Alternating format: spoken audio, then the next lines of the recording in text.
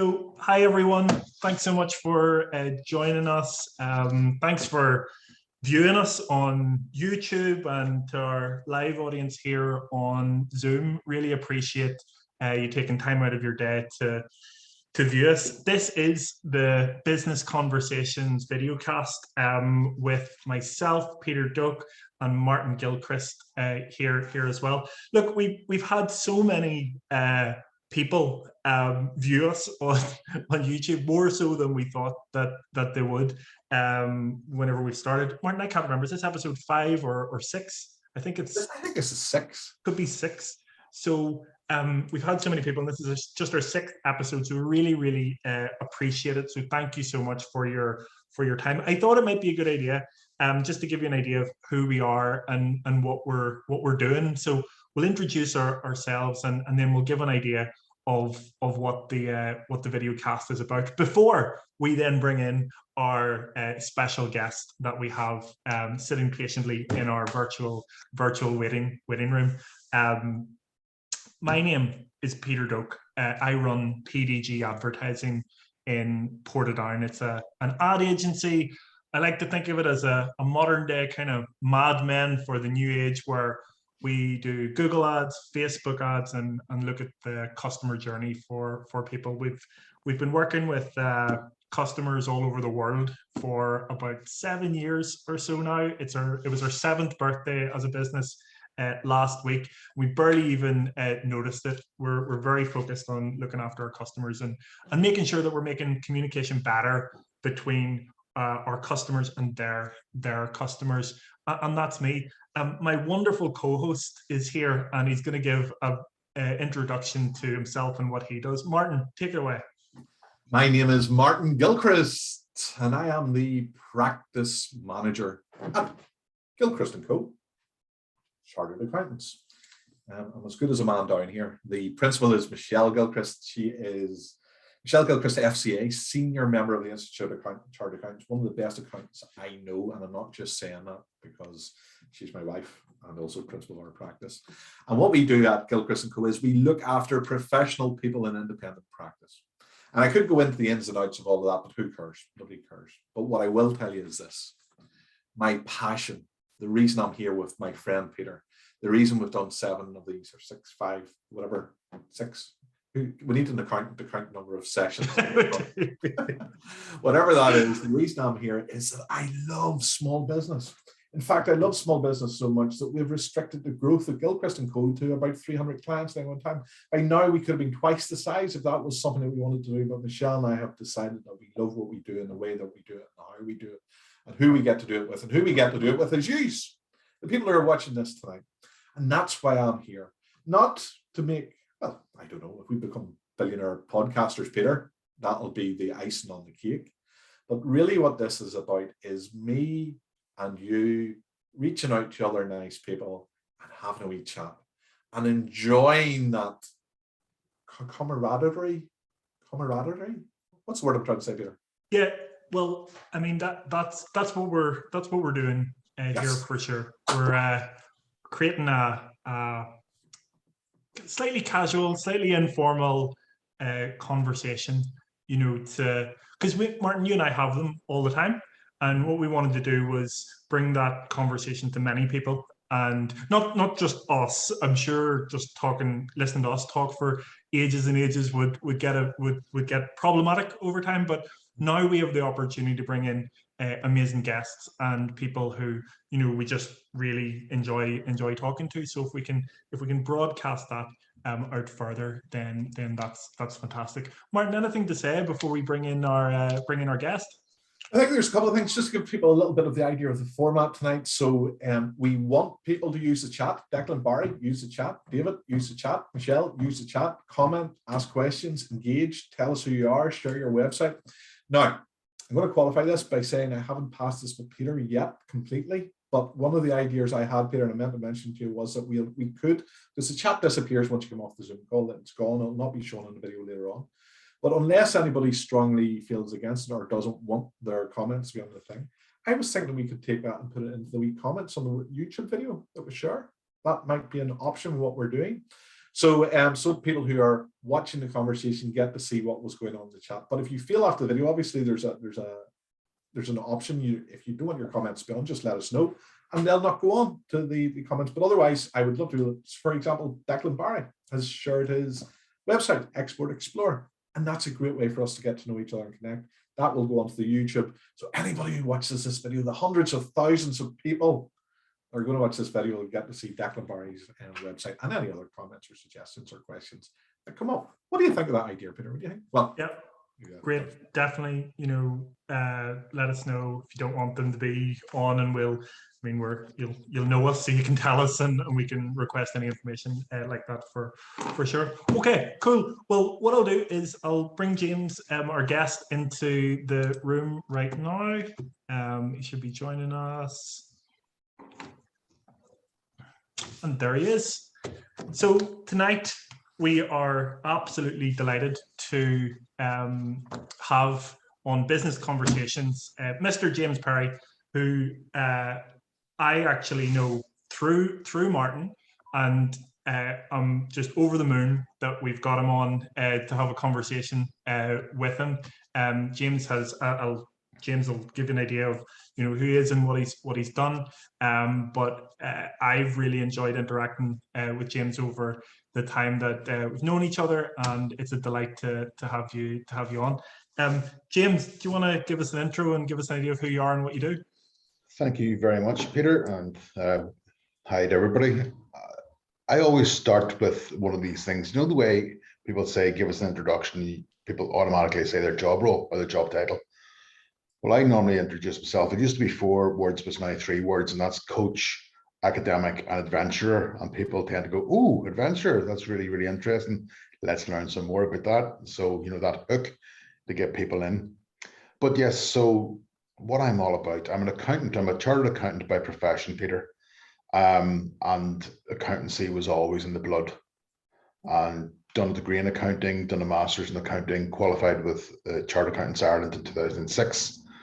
And through various roles, I was an associate director in Grant Thornton. I was financial controller of WKD, which is, yes, that blue stuff, that blue drink. Then for a period of time, public sector. And now I am split between, I'm an associate lecturer with the University of Ulster, and I've also got my own business called Accounting Success Academy, which coaches young professionals through the professional accounting exams. And then once they are qualified with that and they go, what do I do next? I then coach them through the next stage, which is career development, for then sort of to springboard these people into senior management roles. So that's really what I am in terms of job. In terms of who I am, I'm from a beautiful village called Loughin Island in County Down. I love my travels, and I think I'm relatively well known for my traveling. And yeah, I love good conversations like this, hanging about with like-minded people, and trying to grow and develop myself on an ongoing basis. You should be on the payroll for Tourism Northern Ireland in particular. I should be. To Loughin Island. Tourism East Down or South Down, I should maybe call myself. We brought a couple of guys all the way from New Zealand to stay in Loughin Island. Who would have believed it? And they absolutely loved it as well. They got the holiday. They got the 5-star treatment. Those guys, but that's a story. That's a story for another day, I suppose. It certainly is. What does someone from New Zealand think of Loughin Island? Incredibly green, incredibly picturesque, incredibly historic. They couldn't believe the culture. They couldn't believe the community, and also they couldn't believe the most important thing, James, was incredibly friendly. Absolutely. And they also couldn't believe how small it was. Yeah, that sense of community, which I think permeates throughout every facet of here, will be personally, professionally, or whatever, that sort of connectedness that we all sort of have. I think they were blown away by it. They were also blown away by one of my fries, my famous JP fry as well. JP fry. I got to enjoy that as well. Peter, if you were bringing someone from New Zealand that you didn't really know, because we didn't really know those guys, that were pretty much strangers to it. Peter, if you were bringing someone from New Zealand and you had to occupy their time for 3 days in your locale, your part of the world, what would you do with them? Are you saying that I need to bring someone from New Zealand to Craigavon for 3 days? Is that what you're suggesting? Imagine that scenario. No, this does happen quite regularly. So we have customers all over the world. Got friends now all over the world as well, and they come here at times. They didn't come here during the COVID thing, and now there's this wave of people that are coming, and it's fantastic. So I had a kind of a set. I had a set itinerary for people whenever they came here years ago, maybe a few years ago, and it would usually be bringing them to Belfast, and it would be going on the Black Taxi tour, or it'd be going to Titanic, or it would be going to, I don't know, one of the more commercial parts of Belfast. No, I did that, and they're all fine things to do, all great things to do, but they're so funfair like. They can be very impersonal. They're things that you could see, on YouTube. Touristy. Yeah, they're very touristy. No, they're fine, but they're things that there are certain things that you can come here and do, or go anywhere and do, like New York, or I'm thinking Venice on a gondola, and they're just like you were watching them on YouTube. They're cool to do, but everybody does them. I think the key now what I do is we usually go on a bit of a tour of some unknown kind of restaurants, or to very local small bars, for walks out in places that are just nice. I mean, maybe Tullymore, places like that, or somewhere beach where you're actually having a conversation with people over time, and that is killing it every time. They're enjoying it, and they're not stuck somewhere for an amount of time. I'm not saying anything wrong with the taxis or Titanic, and they're all fantastic, but that personal walk anywhere with someone from somewhere is cool. That's right. What do you think, James? Very lucky in a natural setting where I am. Like what I have in my fingertips, I've got the Mournes to one side, and I have St. Patrick's Country to the next side. That naturally lends. If I wanted to bring business connections here, you've automatically got two incredible places of interest, and I've got the way I am too, and I know there are people on the call that know me and I know all the wee places off the beaten track, so I can do that. But there are three places actually you're touching upon Belfast that are hidden gems, or they're right in your face, but they're hidden in plain sight. Number one's Queen's University. You want to go for a walk around the quadrangle in Queen's. If you want to go for this cool networking meeting, that's the one. Second one is go for a tour of Belfast City Hall. Yeah. Again, off the beaten track. Third is Belfast Castle. They're the three places that are maybe not as touristy in your face touristy, but if you wanted to go for a business meeting, and I've done this with a load of people, take them there if they're based in Belfast. If they're local to me, we'll start off in St. Patrick's Grave. We'll start off even the locality here, some wonderful places, and end up for tea and sleep Donard, if you want to give some wow factor with a backdrop of the Mournes. So I'm quite lucky. It naturally fits around here. Yeah. If you want to have a business networking off the beaten track type of thing. Yeah, and to boil all this back down to the business thing again, so what we're here to talk about tonight is what's happening when we're doing that. When Peter, when you're bringing those people to those intimate little pubs that are off the tourist trail, James, when you're bringing people into those places that we're so familiar with and probably never go into, and I can remember the tour that you and Kevin took us all on a couple of months ago, or maybe years before COVID, years ago now, my goodness, where's the time gone? And we went to some very special places, and the things that we did with Tove and what do you call Tove's friend? I'll come back to you on that. Can't remember. Yes, goodness, that's awful. But what that boils down to, and what I would ask people to bear in mind is, how did it make those people feel? And how does it make you feel to be able to show off your own area in that way? And take that feeling and take that thought and say to yourself, how do I apply that to my business? How do I make people feel that about what we're doing at Gilchrist & Co.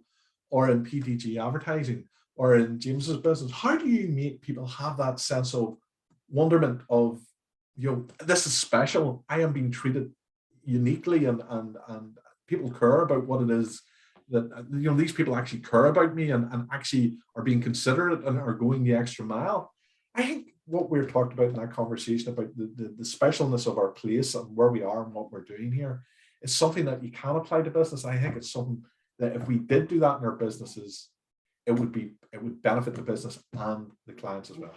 Martin, have you, or James both, have you ever, flip it the other way, have you ever gone somewhere and had someone there, like a business contact or someone, have you ever connected with someone while you're outside of your own home country area and felt that, that it was really good, whatever they did was really good? And what did you do if that has happened to you before?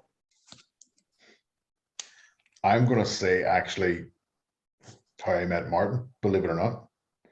So I was in a place, even mentally speaking, where I wanted to go to things literally to get myself out of my own head, if you know what I mean. So I was going to events, going to things to do that. So what I'd be saying is, Peter, I was outside my comfort zone rather than any physical space that way. So being outside the comfort zone, I went to this, it was an eSpark meeting that was run by the Ulster Bank. This must be 2016, maybe early 2016. I was a person sitting in front of me, and the word accountant came up. And this person in front of me, who was Mr. Martin Gilchrist, turned to look behind him, looked at me, and we started to have a conversation.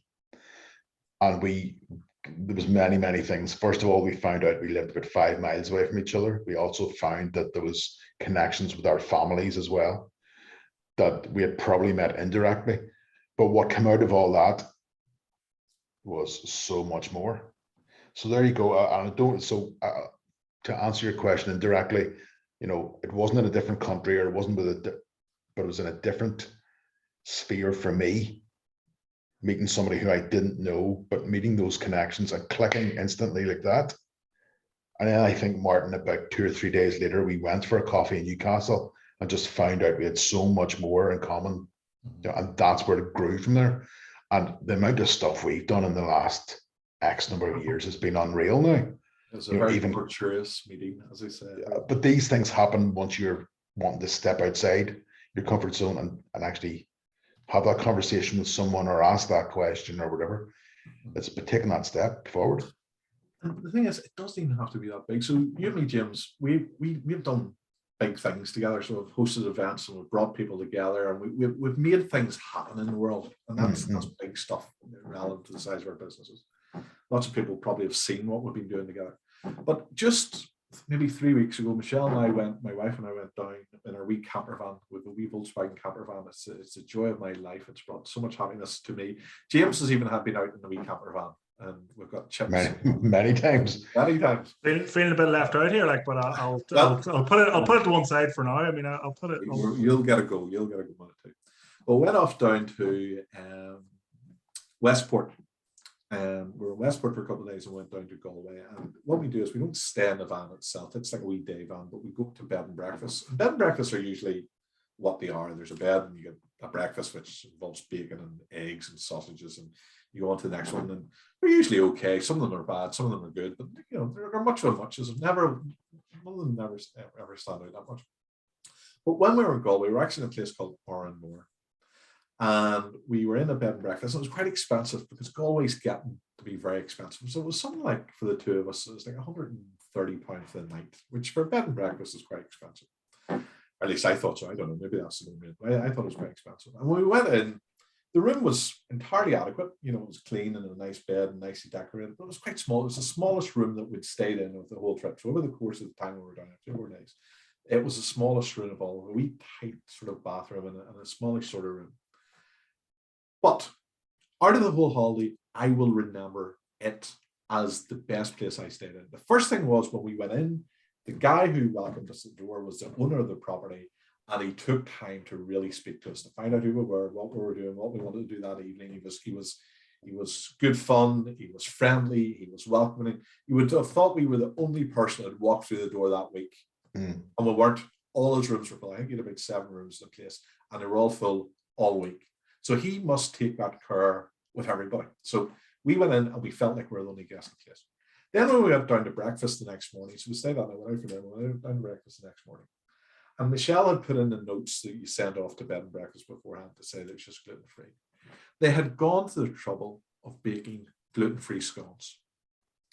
And then when the breakfast came out, it wasn't just set down in front of you. It came out and these special little piece plates with fresh kumquats and all this stuff that I'm not used to. I've never seen it before. It wasn't a lot of stuff. It probably didn't take a huge amount of trouble, but it was that little bit of extra care and detail and attention, which reminds me that when you're a small business, that's what it's all about. You have to be constantly thinking, how do I go that little bit further that makes us unique? It's all about making yourself memorable. Is that what the way we'll phrase it? So yes. That's the question I'd put out there. How can you make you and your business more memorable? And I've got something quite similar to that, Martin. Again, maybe this is actually now answering your question, Peter. I was on Achill Island and I was drawing. If you've ever been on Achill Island, it's absolutely stunning. Absolutely stunning. It's not too far from where you were, Martin, in Westport, off the west coast of Ireland. And you're driving onto Achill Island, which is an island, and you're driving you're driving on the bridge. And before you get to the sort of capital of Achill Island, you come to this small gallery, an art shop. And I stopped literally just for the sake of stopping at it. And I walked in, and there was a husband and wife team who ran this art gallery.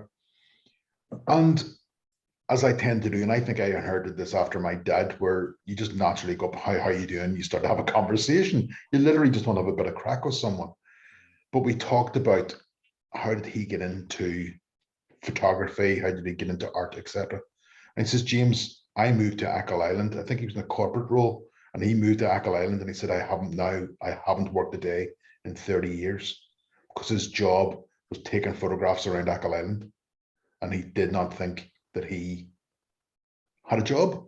It was his passion and it's what he done. Yeah. Now, we're not all very lucky to stumble on that. Realistically, that happens to a small percentage of people. But the point is, I went back 5 years later, and the husband wasn't there, but the wife was there, and I was walking along, and I had a friend with me, and I was talking to them, and the lady turned around and said, I recognize your accent.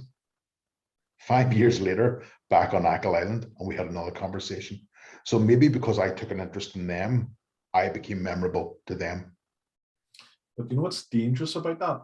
That sense of people will remember you for doing a good thing.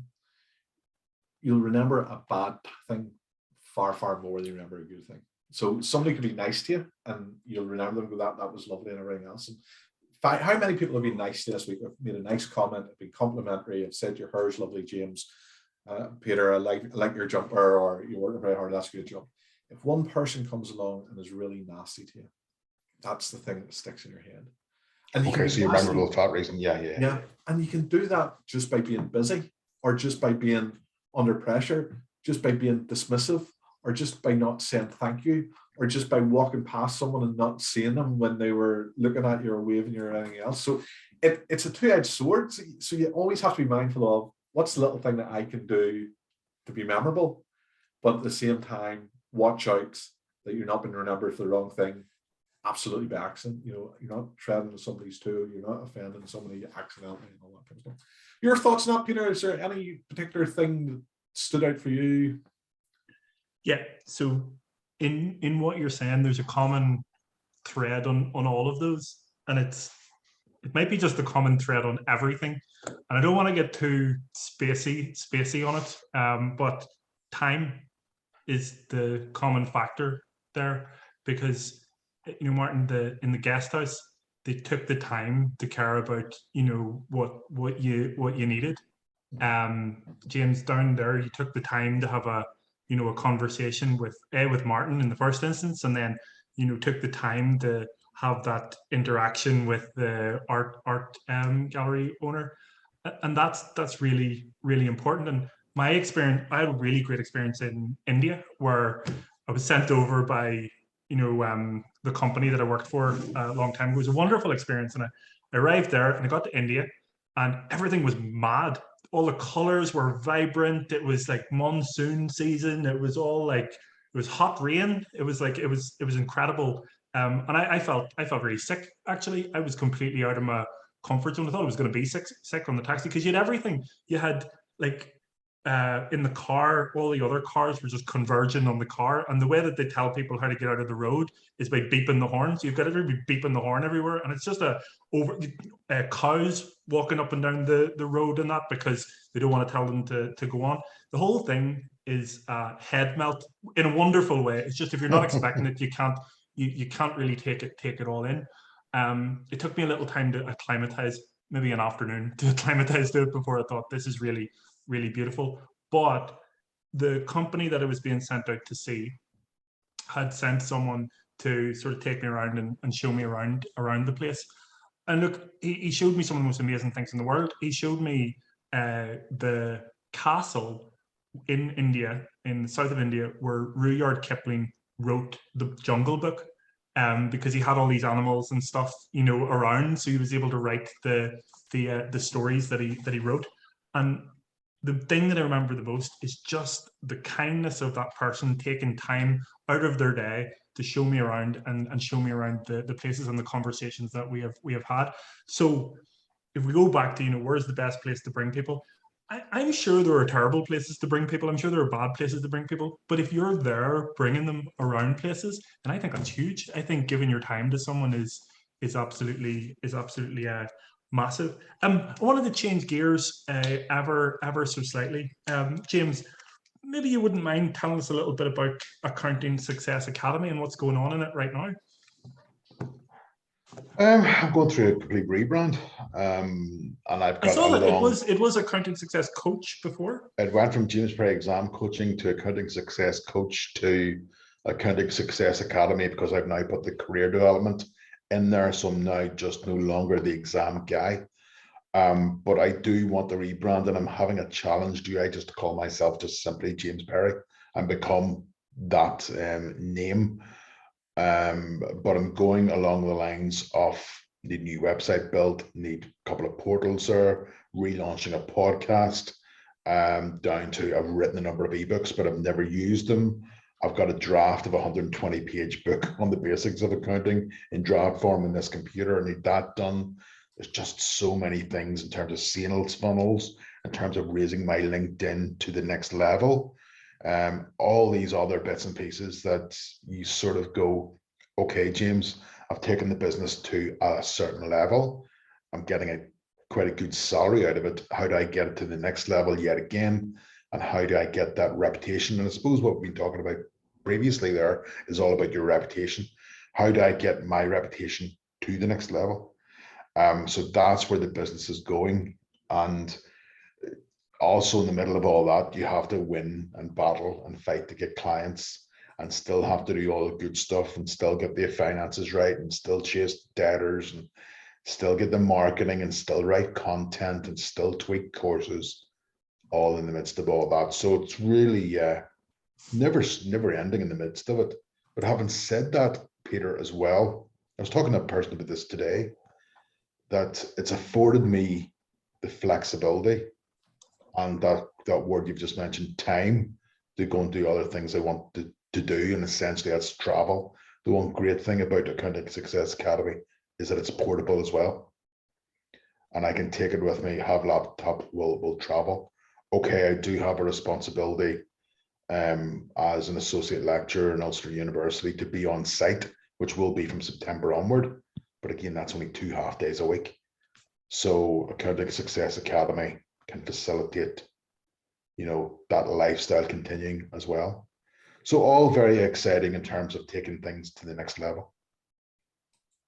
Something I remember that you taught me, and something I've kind of brought in was a routine. Because when you're talking about getting to the next level, oddly my head goes to making sure there's a foundation there.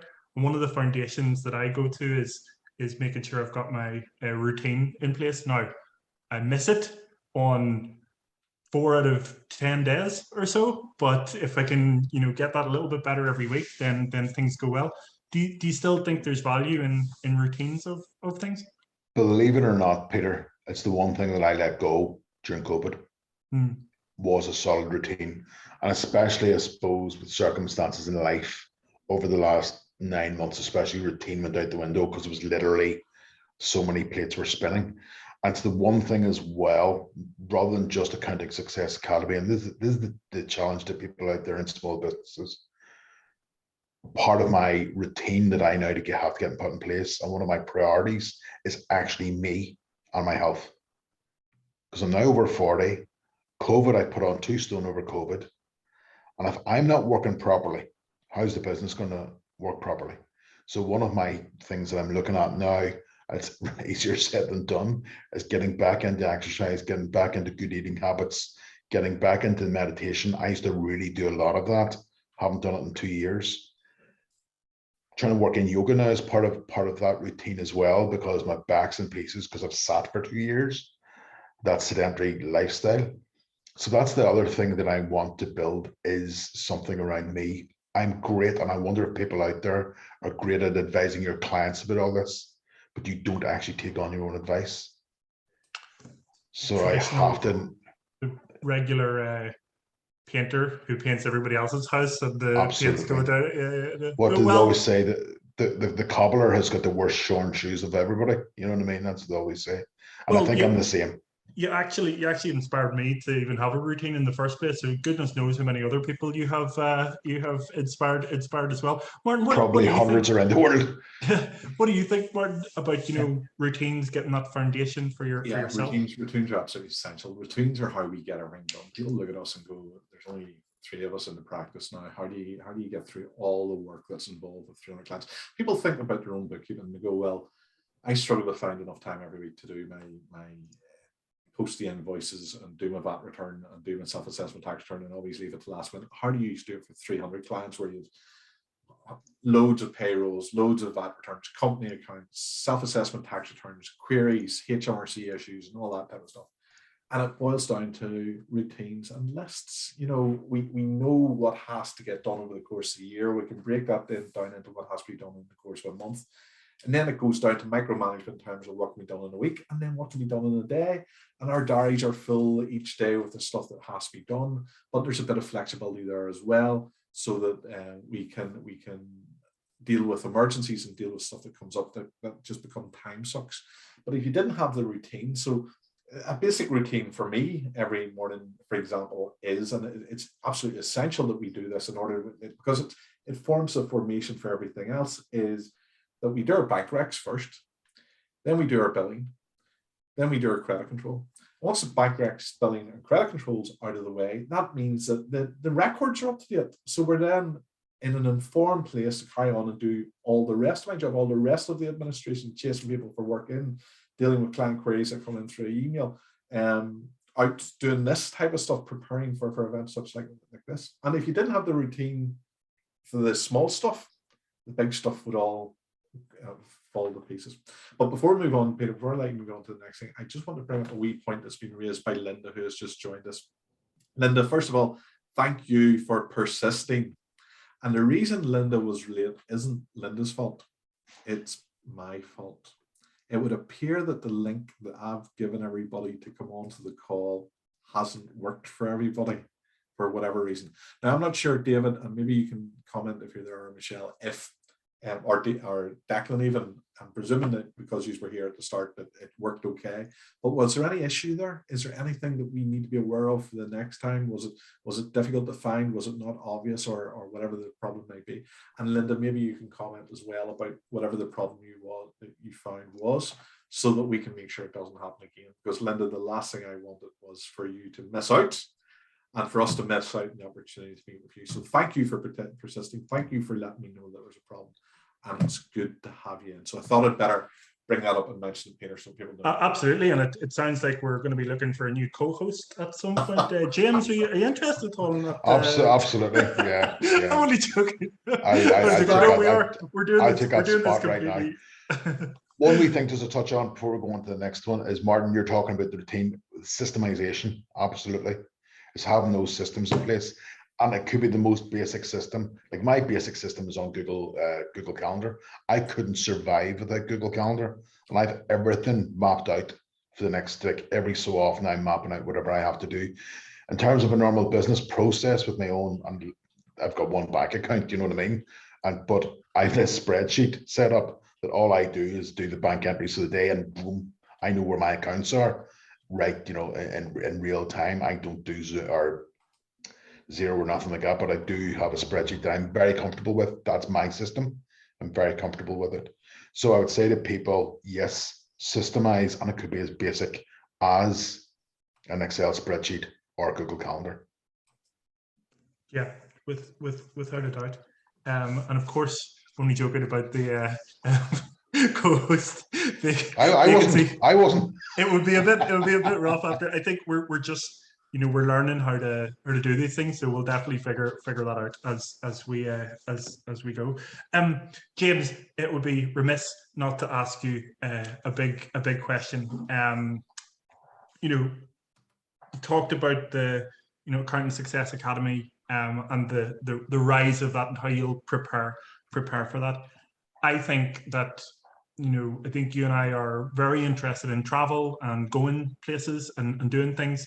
And I've got a trip planned coming up, and I can't wait, because I know that it gives me another perspective of things. I don't think you can rise without getting out of your head a little bit and going and doing things. Have you anything planned coming up, or anything you even want to plan coming up? Where do you want to conquer next? Funny enough, Peter, touching upon that, everybody's got different versions of success. And one of my versions of success is achievement, and achieving things that not too many people on the planet have done. So one of them has always been to go to all the wonders of the world, and there are 8. So that's the 7 modern wonders of the world, and the honorary 8th, which is the Great Pyramid, the ancient surviving wonder of the world. And I've done 6. So in the next 12 months, it definitely will be to get to Chichen Itza in Mexico and get to the Great Wall of China. Because one thing I think is got a huge success would be, I don't know too many people. In fact, I know no one who's done all 8 wonders of the world. And so that's something, you know, what's the purpose of Accounting Success Academy? What's the purpose of the business that you have out there? Is that to facilitate the lifestyle that you want?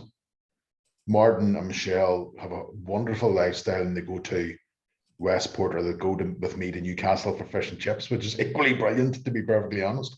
But what is the ultimate success for you, and how does your business facilitate that? So for me, it's having a laptop will travel.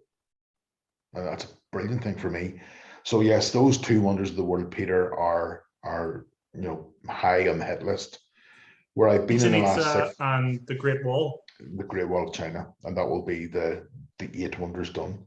But things like over the last 6 weeks, I've been in Barcelona, I've been in Porto, I've been in London, have laptop will travel, do 2 or 3 hours in the morning, catching up with clients, or trying to win a bit of business, or whatever that may be, or catching up maybe with some uni emails, that sort of thing. But it's the facilitation of the lifestyle that I want is incredibly important. Having said that too, throughout all my travels, believe it or not, I don't know London particularly well. And so I'm going to get a week probably in the latter stages of July to go around London. Simply, I know I'll be in the British Museum for about 3 days. How do you balance, whenever you go on the travels and trips, how do you balance the laptop with you, need to do work, and there's something very cool literally outside my door that I want to go and see? How do you manage those two minds? Because believe it or not, there's something really cool not too far away. We'll have quite a good coffee shop beside it. And I will end up in that coffee shop for a couple of hours, get the stuff done. So I'll give an example of that and where this has taken me. Very good friend of mine from Cork, a guy called Andy Codd. He was up for a digital finance award 2 weeks ago, and sent me an invite. Do you want to go to London with me on this? So an ulterior motive of mine was that I've got a love of ancient Egypt as well. And there's a very fancy coffin of a very famous pharaoh in a private museum in London. So I went to a coffee shop in the morning for about 3 hours in a Starbucks, not too far from that museum, made sure I had my work done using the system that I have in place of Google Calendar, having my tasks mapped out the week before, getting those hit, and then going to the private museum to see this this sarcophagus, and then in the evening time going to the awards event, which again had its own ulterior motive, which was to go and meet a couple of people that I knew in the accounting world from LinkedIn. So therefore, those 2 days were very pleasurable, but they were essentially like a working holiday, you know what I mean?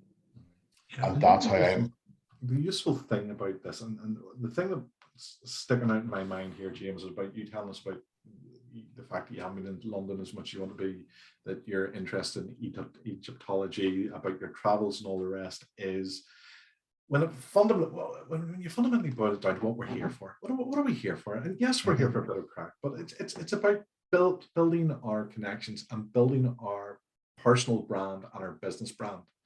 What is your business brand? Your business brand is what tells the world why you should be of interest to them. What is it that makes Martin Gilchrist of interest to you, or Peter Doak, and not just for business, but for connecting to and for networking with and for referring and all that type of stuff. But for all that to work, for the personal brand, for the business brand, for that story to get out there, people have to be interested. Otherwise, everything you say will just be noise. Now, we all have services. So Peter is fantastic at marketing and Facebook marketing and all that type of stuff. James, you're a fabulous and a highly successful accounting and business coach. We are very good at what we do at Gilchrist and Co. But if I just came on here and started listing all the stuff that we're very good at, if you don't need it, you'll stop listening. It'll very quickly become blah, blah, blah, blah, blah. It'll be noise. And what you really want to do, and what we're doing now that I think is of incredible value, is we're telling interesting stories. Absolutely. I'm interested in the fact that you've been to London and you went to, and I've seen the pictures of the interesting places you went to. I'm interested in that story that Peter told about. Now he doesn't bring clients to the tourism destinations, but he tries to find more personal experiences and local places that you wouldn't see on the tourist trail. And I'm sitting, I'm emphasizing, what does he call it when it affects I know the word, but I also can't think of it, James. What word was that? When you're empathy, empathizing. You're empathizing. So I'm empathizing with the story, and it's not. There's a very famous cliche, and it is that people will not remember what you said. Apart from the word remember, I can't say the word remember. If anybody's ever heard me say remember, they'll remember that I can't say remember. Remember. Whatever it is. Moving swiftly on. What people will remember is not the words, not what you said, but how you made them feel. That's fundamentally what they remember. And that's what this is about. And that's what these great stories and experiences and adventures and India and all of that's about. Because when everybody who's been on this call finishes later on, they'll have an impression of it. They'll have an impression of you, Peter, will be built up by the stories that you told. They'll have an impression of James, the way he looks and the way he talks and the things he's done. And they'll have an impression of me as well. And that's probably the most valuable thing that we'll be able to do in terms of brand and personal brand and recognition going forward. There's a couple of points there. First one, how are you different than everybody else? And that's what you're talking about, cutting out the noise. So how do you stand out in the crowd? I say this to all the students in uni. I say this to all my clients. How do you stand out in the crowd? How are you going to be different? And then the other thing is, how are you going to be perceived as the premium go-to person? So perception is reality. Your perception of me, Martin, is your reality of me. Mm-hmm. And how do you perceive me as a premium go-to person? How do people see me? And this is again where I'm going up the levels again with the business, is how are people going to see? Now, I think they've actually seen me as the go-to guy with the exams. Some people have called me, I'm the intensive care unit of accountancy exams. Other people have called me the rock and roll accountant, right? Because I don't look like one. I don't go on like one. That's my thing, my USP. But how do you see yourself as a premium version of that? And that's what I'm trying to get, if anybody's listening to this, to think about that and jot down those points. What makes you, you? And we're not, and I'll talk about accountants, we're not the bean counters anymore. We're not these people stuck behind Excel spreadsheets. Automation is going to do all that for us. Mm-hmm. So what's going to make us different? We have to build our personalities. We have to get off our seats and talk to people. We have to become interesting. We have to get the lines between business and personal life are now getting even more blurred. Mm-hmm. If you look at LinkedIn, And I do this myself, but for a reason. I tell the personal stories. Yeah, just as we described. Who then, Peter, first of all, you, and then James, who in the real world, you know what I mean by the real world, people we actually can bump into in life as we walk around, or we may come across, or we may actually use, who's doing this really well right now? Who do you think's doing that, Peter, really well?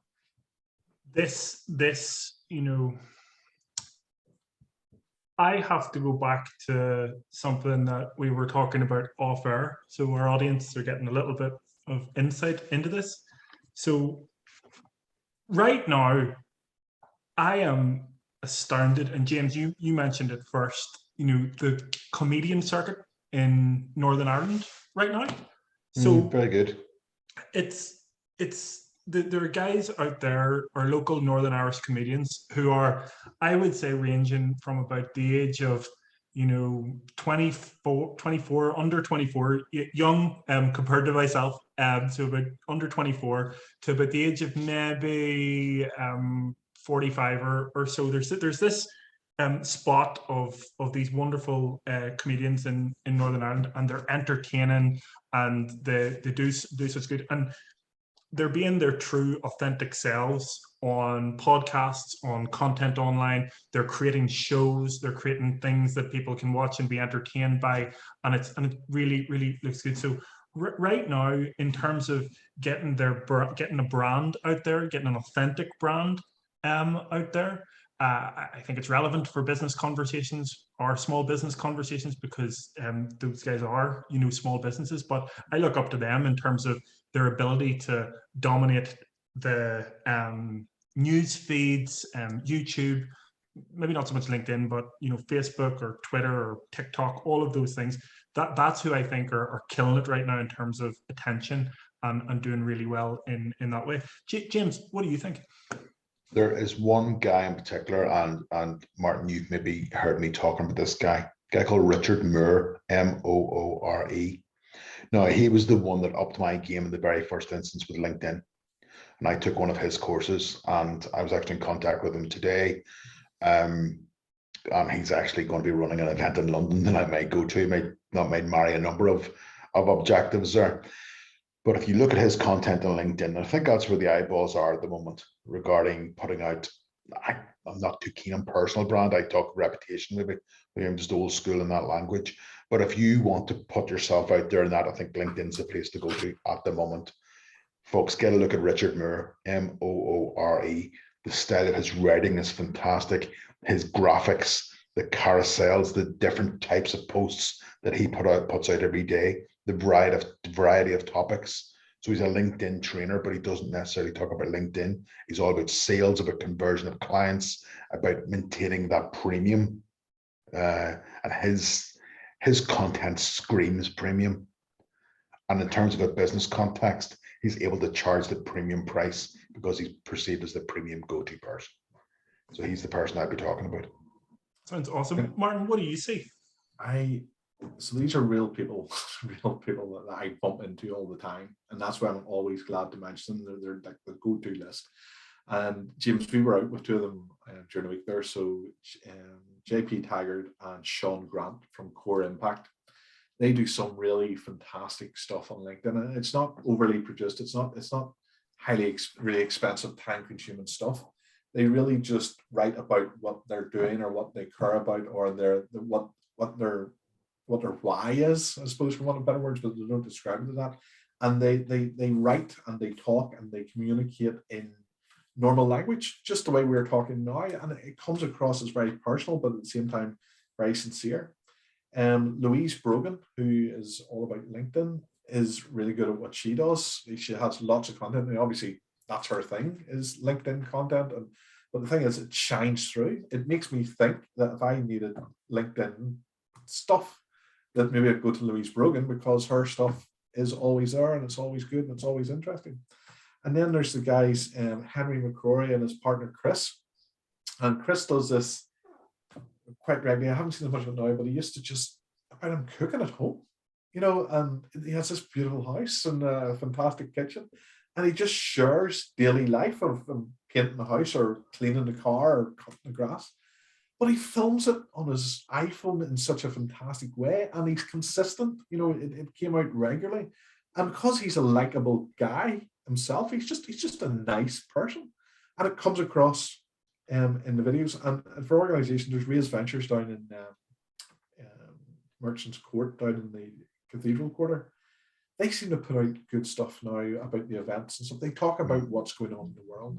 And if you look at Raise Ventures, then I suppose you have to look at Digital DNA, which is a big conference that happens down in Belfast City Centre. These are people that I see consistently, which is important, but they're consistent in the quality of what they do. They're not 1 minute up and next minute down. I don't care if you're super editing and brilliant graphics. What I do care about is, what is it you're saying? Is it always informative? Is it interesting? Is it relevant to what I want to look at? If I'm following you for a reason. Am I getting that reason satisfied? And those are the types of people locally that I know personally that I think, and obviously it goes without saying, James Perry. Like, I congratulated James on, James, you were sharing, what do you call it when people tell what a good story you're giving? What do you call those things? There was like Testimonial. Testimonial. So a testimonial came up, and I was talking to James. James, I'm sorry, I hope I'm not telling the story. No, quite. And it was a fantastic. It was this.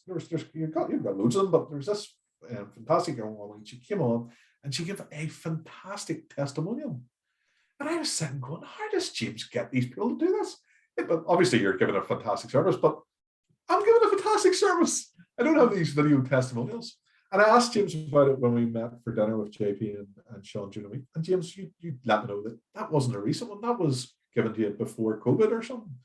You were able to reshare it. And there's nothing dishonest about that. The testimonial is the testimonial. But I was seeing it for the first time and being impressed by it. So it's people like you, James. It's people like Louise Brogan. It's people like Henry Croy. It's real people, and real people can produce quality content that really enhances their personal brand, their business brand, and helps build credibility with people like me who watch this stuff. That's what I was thinking too about, your stuff, James. Like you're saying that you want to, increase your LinkedIn.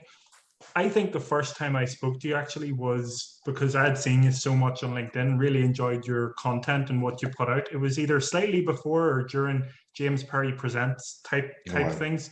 And I remember thinking, I just want to talk to him because I want to, I think admire what he's doing.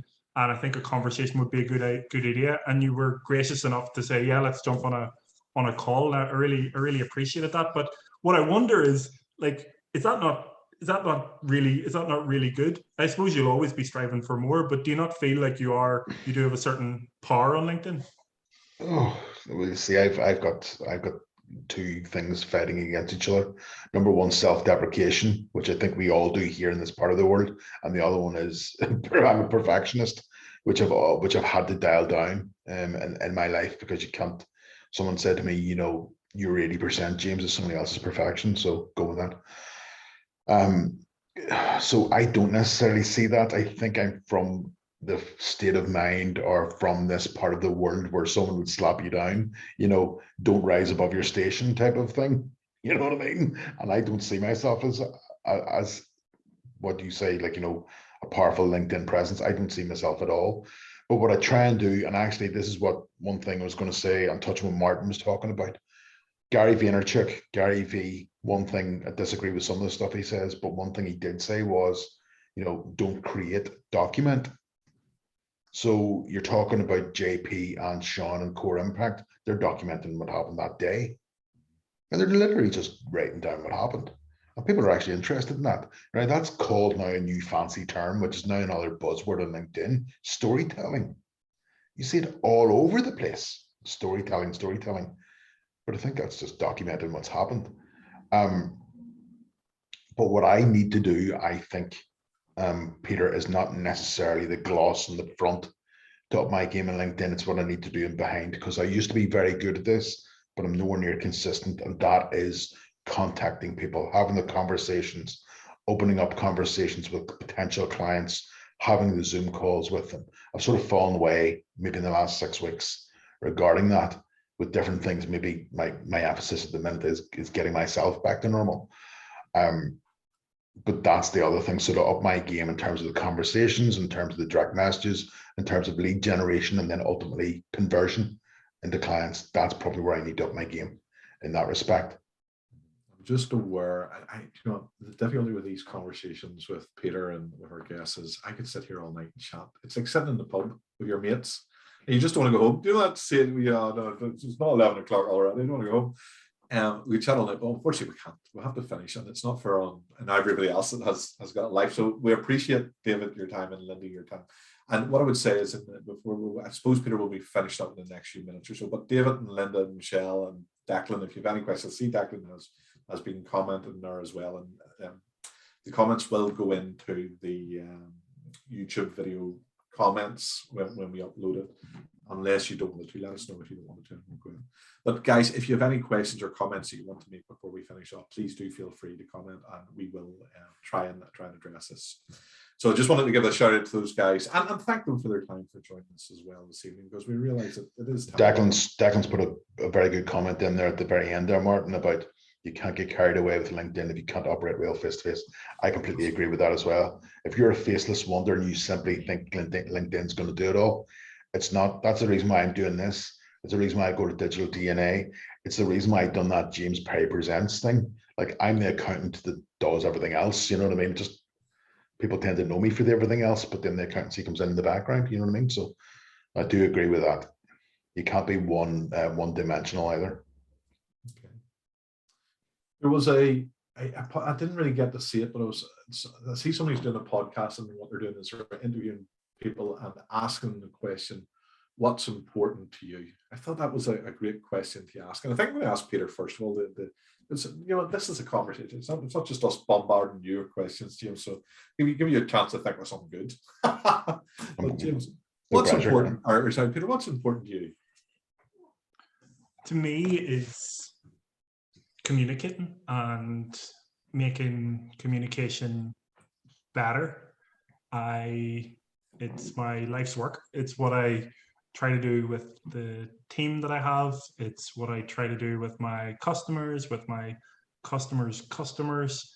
And I'm also just fascinated by it, you know, conversations and people and cultures and different experiences. So that is what's important to me. And that's what engrosses my my daily existence on this planet. What about you, James? What's important to me at the minute, folks, is human connection, without a shadow of a doubt, especially after the period we've all come out of. Even yesterday I was at a PhD research seminar, and you're going, James, you went to a PhD seminar all about accountancy.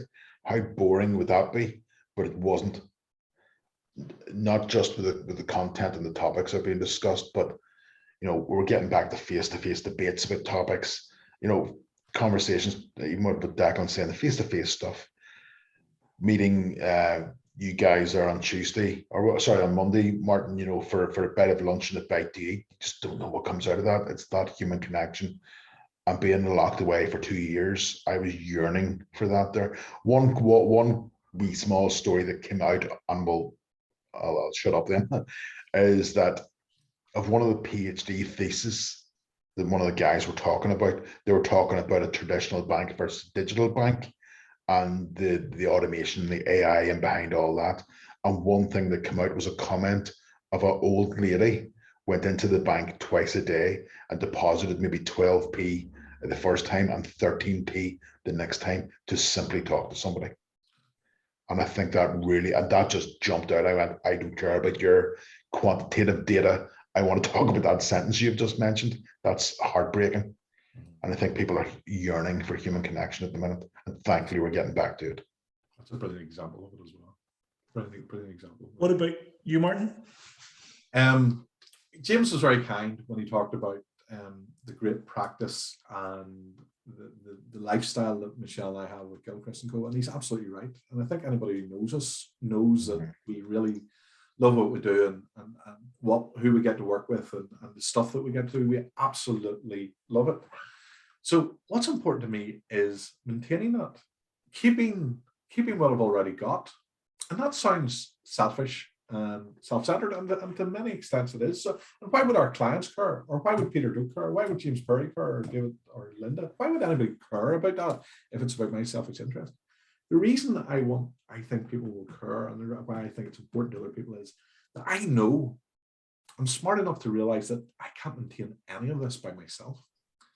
No man or woman is an island, as his expression says, and everything that you have comes from somewhere else. From the language that I speak, to the shirt on my back, to the graphics that sit behind me now, the computer I'm using, somebody else had to build these things. James always uses the expression that you are the combination of the 5 people that you spend most time with. Yeah. You're a combination of all the people you've ever met. Everybody has a little bit of an impact on you, and therefore, that thing of me holding on, what I realize is that I have to do what James has just talked about. I have to be reaching out to the world. I have to be engaging. I have to be doing, I don't mind. I enjoy it, which is good. I enjoy these conversations. I actually look forward to it. But you actually have to actively, purposefully, with strategy, with purpose and forethought, engage in the process. I think that's what's important. So if what's important to me is holding on to what I have, then the process and the action that's involved in that is also important to me. So that's what's important to me. Very good. So there's a few things that we need to do before we finish. There's a bit of a sign off. There's something else, but before we just get to those, James, just wanted to say thank you so much from both of us for coming on and talking to us. Wanted to give you just a little bit of space for sure. Is there anything at all you want to plug or tell anybody about, or anything to check out in your world? One thing that I do want to say to everybody who ever watches this here, and it's a second important thing as well, your health. Please, folks, look after your health. And I've noticed my health slipping for the first time in my life over the last 2 years. That's the first time in February I had to go to the doctor for things.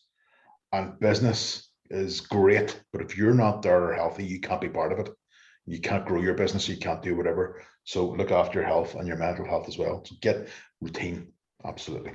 I think that is a selfless and generous bit of ending feedback, James. I really appreciate it. Now, Martin, before I give you the last word to sign off or whatever, got a very serious and important thing to go over here. We need to name this episode. These may not be the things. If you've got any before I tell you what mine are, do you have any suggestions over what this should be called? And may I just suggest that we keep it clean?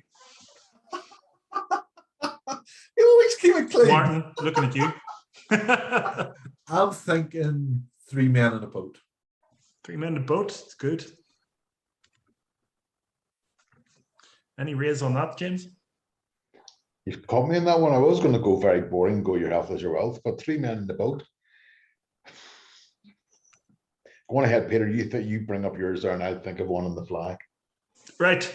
So it's either a band name or it's the worst podcast name that you've ever heard. Kumquats for breakfast. Oh my God! Whenever Martin said he got a wee bag of kumquats, I was dying with laughter inside. Kumquats for breakfast is one option, and not the bean counters. Yes, definitely used the word. If I had just made that up, James wouldn't have remembered it. So I am sure that the word kumquats has been mentioned on this podcast. I didn't think on the 29th of June 2022 at approximately 8:30 I would have heard Martin Gilchrist say the word kumquat. There you go. It's happening. We have to go with that. Kumquats for breakfast. That wins. Let's not say any more. That's it. What was your second one? What was your second one? Not the bean counters. Kumquats for breakfast. Kumquats. The people have spoken. Martin, over to you to end us off. The last word is over to yourself. First of all, I want to thank David and Linda. I say Linda has thanked us, and she's on her way. Also to Declan for spending this time with us, and anybody else who watches this offer. Thank you. Your time is appreciated, and although we would enjoy this, if nobody was watching it, it gives us so much more value if we have a little audience that's engaging with us. 2 things I would ask of you. If you haven't already done it, go and subscribe. Hit the subscribe button on the YouTube. When this will be up on YouTube. When it does that, because the subscriptions, it tickles us our ego, but it also gives us a little bit of credibility. The more credibility we have, the more opportunity we have people like James coming along and giving us their time. Wouldn't that be great? And also, if you're watching this, you're thinking to yourself, you know what, actually, I quite enjoyed that conversation with Peter and Martin and James, but I would have liked to be on there. I would have liked to be part of the conversation. Do reach out and let us know, whether you're watching now live or whether you're watching this on playback at some stage in the next week, next year, or next whatever. If we're still going and we're still doing it, reach out to us and let's get you on. Let's get to see your happy, smiley face telling us about the world. And Sorry, look at Michelle's comment there. That's a cracker. I've seen that. Yeah, Kumquats. I'm not going to live this down for a long time. So that's the 2 things, 2 asks. Please do hit the subscribe button. If you think it was worthwhile, share it. Give us a little bit of credibility. And if you fancy coming on, please do let us know, and we'd love to have you on. And if there's anything else we can do it for you, reach out to Peter and James, myself. Absolutely. We always love to hear from people. Isn't that right? That's excellent. That's me. Very good. Okay, everyone. Thanks very much. We'll see you on the next episode of Business Conversations. Have a great evening, day, or whatever it is you're doing. Cheerio.